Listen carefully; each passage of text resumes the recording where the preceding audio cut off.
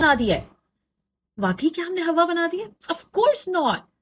बल्कि ये समझने वाली बात तो ये है कि जैसे जैसे तालीम, रिसर्च और जिद्दोजहद लोगों की बढ़ रही है किसी ना किसी टॉपिक पे और डायरेक्शन में, उतना शऊर भी बढ़ रहा है, समझ आ रही है लोगों का दिमाग के बारे में कि वो कैसे फंक्शन करता है, वो समझ आ रहा है। अब पता चलता है कि एक बच्चे की तरबियत में कितनी मेहनत लगती है। कभी कभी तो आपको ये भी समझ आएगी कि पुराने वक्तों में लोग क्यों ऐसा करते थे, ताकि वो उनकी तरबियत में, उनकी शख्सियत को बिल्ड करने में कितना फायदा देती थी। बस उस वक्त रीजनिंग पता नहीं होती थी। अब रीजनिंग पता है क्योंकि रिसर्च करके एविडेंस मौजूद है। तो इसी तरह आज का टॉपिक है वैलिडेशन के बारे में। अब वैलिडेशन को उर्दू में अगर मैं तर्जुमा करूं तो उसका मतलब ये है जैसे तौसीक करना, जवाज देना। अब आपको ये बताना कि हमें वैलिडेशन ऑफ फीलिंग्स कितनी इंपॉर्टेंट होती हैं, बड़ों के लिए भी होती हैं, बच्चों के लिए भी होती हैं। तौसीक करना या वैलिडेट करना बच्चों की फीलिंग्स को, इसका ये मतलब बिल्कुल भी नहीं कि हम उनके बिहेवियर को एक्सेप्ट कर रहे हैं, बिल्कुल भी नहीं। देखें, ज्यादातर पेरेंट्स का रवैया ये होता है कि अगर कोई बच्चा कोई हरकत कर बैठे तो वो सीधा सीधा बोल देंगे कि रोना बंद कर दो, कोई इतनी बड़ी बात नहीं है। उन बच्चों के जज्बात इतने वैल्यू नहीं रखते। इससे ये होता है कि बच्चा फील करता है, जैसे हम बात कर चुके हैं, कि उनकी फीलिंग्स इंपॉर्टेंट नहीं। अब वैलिडेशन का ये मतलब नहीं कि आप बच्चे की हरकत पे उसको एक्सेप्ट कर रहे हैं और आप कह रहे हैं कि वो जायज है उसकी हरकत। देखें, वैलिडेशन फीलिंग्स के बारे में होती है और वहां पे आप उस बच्चे की फीलिंग्स को वैलिडेट कर सकते हैं अपनी बाउंड्रीज को बरकरार रखते हुए। अब देखें, इसी तरह तो बच्चे सीखते हैं कि इमोशनल इंटेलिजेंस क्या है, ठीक है, और सेल्फ डिसिप्लिन क्या है। देखिए, वैलिडेशन को अगर एक स्टेटमेंट में मैं बनाऊं तो वो ये होगा कि वैलिडेशन का मतलब है कि आई अंडरस्टैंड कि आप क्या महसूस कर रहे हो। इसका ये बिल्कुल मतलब नहीं कि मुझे, आप जब भी अपसेट हो तो इसका मतलब है आप कुछ भी कर सकते हो। नहीं, बिल्कुल ऐसा नहीं है। देखिए, जब आप पेरेंटिंग करते हैं तो एक चीज को पकड़ के आप पेरेंटिंग नहीं कर रहे होते। जो भी चीज होगी उसके साथ उसका एक पार्ट, एक टीम वर्क होगा। मतलब जैसे मैं अगर आपसे ये कहूं कि अगर आप पेरेंटिंग करें तो एम्पैथी के साथ आपने बाउंड्रीज की भी पेरेंटिंग करनी है। ओके, जब आप एम्पैथी दिखा रहे होते हैं जिसमें आप अपने बारे में ये बता रहे होते हैं कि आई अंडरस्टैंड, मैं फील कर सकता हूँ या कर सकती हूँ, आप क्या महसूस कर रहे हो, ये चीज नहीं होनी चाहिए थी आपके साथ, ये हो गई, आप सारी चीज महसूस कर रहे हैं, तो उसके साथ बाउंड्रीज भी होती हैं। अगर आप कनेक्शन के साथ काम कर रहे हैं तो उसके साथ लिमिट्स भी हैं, ठीक है। और अगर आप बात कर रहे हैं अंडरस्टैंडिंग की, तो साथ साथ अकाउंटेबिलिटी की भी बात होती है। यानी अंडरस्टैंडिंग का ये मतलब नहीं कि मैं आप समझ रहा हूं कि आपको इस वक्त भी भूख लग रही है, बेवक्त भूख लग रही है और आप कुछ भी खा सकते हो, नहीं। उसके साथ अकाउंटेबिलिटी है। हर चीज के साथ एक के साथ दूसरा जोड़ है, ये हर चीज जोड़ों में काम करती है। देखें, यहां पे है बात कि अगर आप इन चीजों को इस तरह करेंगे तो आप बताते हैं कि इमोशंस को एक्सप्रेस करना आपके लिए सेफ है। लेकिन बाउंड्रीज तब भी मैटर करती हैं, वो तब भी हमारे लिए इंपॉर्टेंट है कि आपका बिहेवियर कैसा है। और वैलिडेशन को अगर मैं और तरीके से, बेहतर तरीके से बताऊं तो वो ये है कि आप उसकी वैलिडेट ये करते हो कि जवाब देते हो और तौसीक करते हो उसकी फीलिंग्स की, वो जो पूरा इमोशनल एक्सपीरियंस होता है। अगर आप देखें तो उसमें आप इस तरह बात करेंगे कि हाँ, मैं समझ सकता हूँ, ये समझ सकती हूँ कि आप क्या महसूस कर रहे हो। आपको, मुझे मुझे समझ आ रही है आपको ऐसा क्यों महसूस हो रहा है। मुझे समझ आ रही है कि ये चीज़ें आपको बुरी लग रही हैं। नाउ वैलिडेशन कुछ इस तरह तो नहीं होगा जैसे आप उन्हें, आप बिल्कुल सही हो, आप जब बुरा लगे तो आप कुछ भी कर सकते हो। देखिए, ये हमारे कल्चर में भी बहुत इंपॉर्टेंट है कि इस चीज़ की तरबियत की जाए। जब हमें गुस्सा आता है तो हम किसी को मार नहीं सकते। जब आप अपने बच्चों को नहीं सिखाएंगे ये चीजें छोटी उम्र में, तो वो बड़े होके डेफिनेटली डेफिनेटली वही करेंगे जो उन्होंने नहीं सीखा, जो उन्होंने नहीं समझा, बल्कि वो करेंगे जो उन्होंने देखा और इसी तरह अप्रोच किया। तो आप देखेंगे कि बड़े होके भी काफी लोग झगड़े और हर किस्म का रवैया इख्तियार कर लेते हैं। तो ये चीजें अगर बचपन में ही, जब बच्चा बिल्कुल रेडी हो एक्सेप्ट करने में, उस वक्त सिखाई जाए तो फिर उनकी जिंदगी बहुत आसान हो जाती है। तो यहाँ पे ये नहीं आप बताएंगे कि हाँ, वो बिल्कुल रवैया आपका सही है, आपने अच्छा किया, आपने उनसे जाके छीना और पुश कर दिया, हाँ आपका रोना सही था, कोई बात नहीं, आप बिल्कुल नहीं। बिहेवियर मैटर्स, कुछ भी करें, फीलिंग्स आर सेफ, लेकिन हर लिहाज से बिहेवियर मैटर्स। अब मैं आपको एक मिसाल दूं। مثال کے طور پہ بچے کھیل کھیل رہے ہیں یا باہر آپ لے کے گئے ہیں وہ باہر کھیل رہے ہیں. اب بات آتی ہے کہ اب ان کا کھیلنے کا وقت ختم ہو چکا ہے, یا تو انہوں نے سونا ہے یا تو انہوں نے کھانا کھانا ہے یا یہ جانے کا ٹائم ہے. تو اس دوران بچے شاید ٹینٹرم تھرو کریں کہ آپ نے ان کا پلے ٹائم کٹ شارٹ کر دیا, رائٹ؟ ہاں, یہ ضرور ہے کہ ان کو اس بات پہ ڈس اپوائنٹمنٹ ہوگی, تو وہ اس بات میں ٹینٹرم تھرو کریں گے, شاید رونا شروع کر دیں گے, ضد کریں گے, بار بار بولیں گے, نہیں کریں گے, سنائیں گے, بہت کچھ کریں گے, اپنے مطابق کریں گے. اب آپ کا رسپانس یہ ہوگا کہ آپ ان کو بولیں کہ بس کرو رونا, یا بس کرو ابھی جانے کا ٹائم ہو گیا, اس سے آگے آپ بات نہیں کر رہے. ایک تو یہ رسپانس ہے.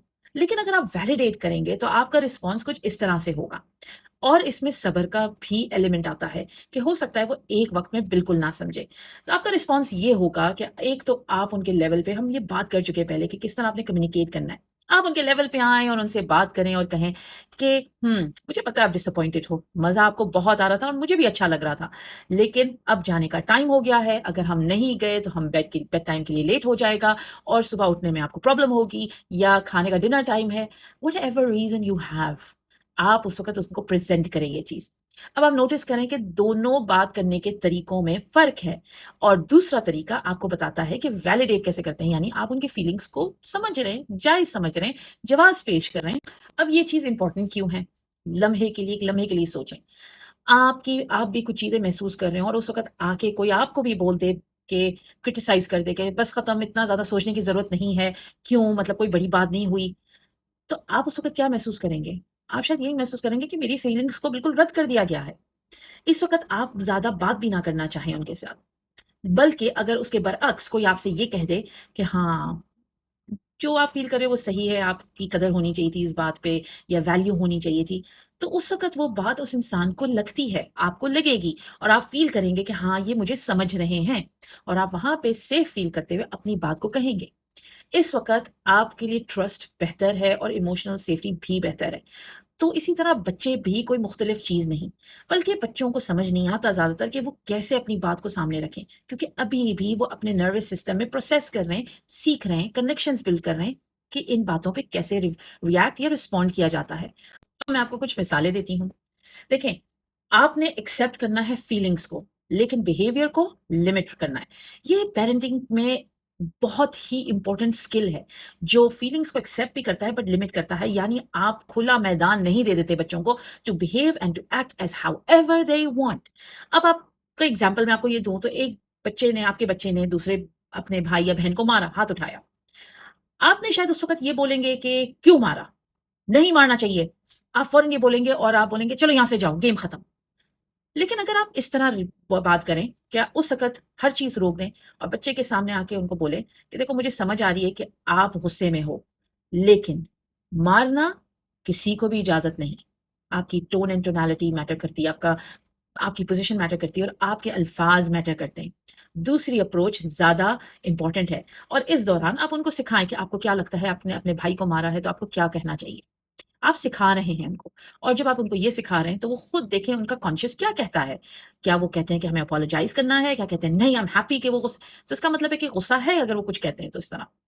So just watch and see what happens, لیکن ان کو بتائیں کہ what is acceptable and what is not.